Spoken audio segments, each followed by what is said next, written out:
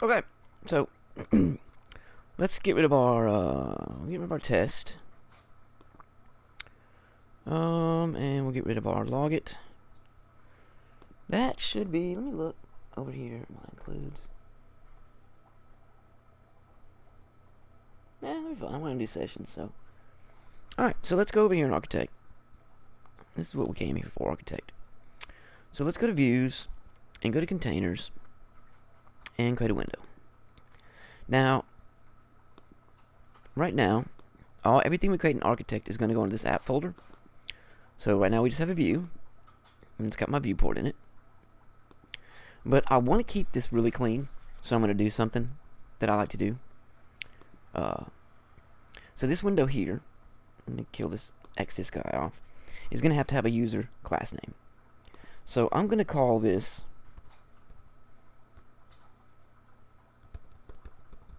categories dot create category. Now that period in there, and then I'm going to give it an item ID of just create category.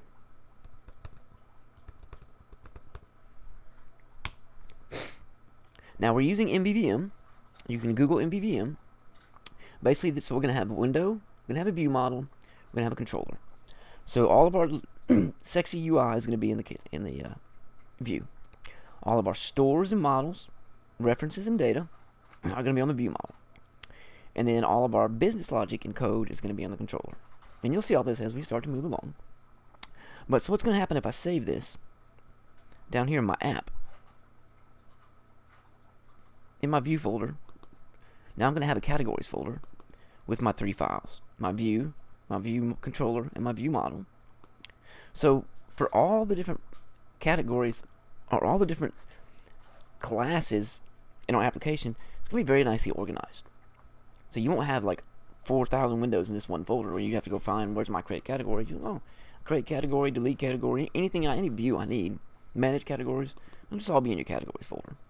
And then we'll have another folder for like bugs, and we may have a folder for like statuses, and we may have a folder, I don't know, just for whatever views. We'll see as we're kind of going, just swimming along. So we're here, we're going to double click. We're going to say add category. Now, I want to click on this gear, and I want to give this a VBox. So VBox means everything's going to be vertical. So I'm going to now create over here, and I'm going to give this, if I go to forms, I'm going to give it a form panel. And I hate these double headers, so I'm going to come over here to title, and I'm just going to kill it. So now I have a form, and you can do magical things with forms. So let's go over here and let's create a text field. That's all we really need. This will be real simple. And then I want a button, but I don't want my button to be over here. And what I need is on my form, it looks a little bit pushy. So let's go to padding. Let's give this guy some body padding of, let's say 10 pixels. Oh yeah, it's a lot sexier. Let's go back to our window, and let's just kind of size him down. Well, I'm using this trackpad. It's being a little bit thin. I guess I could be using my mouse. Yeah, let me switch to the mouse, see if this works better.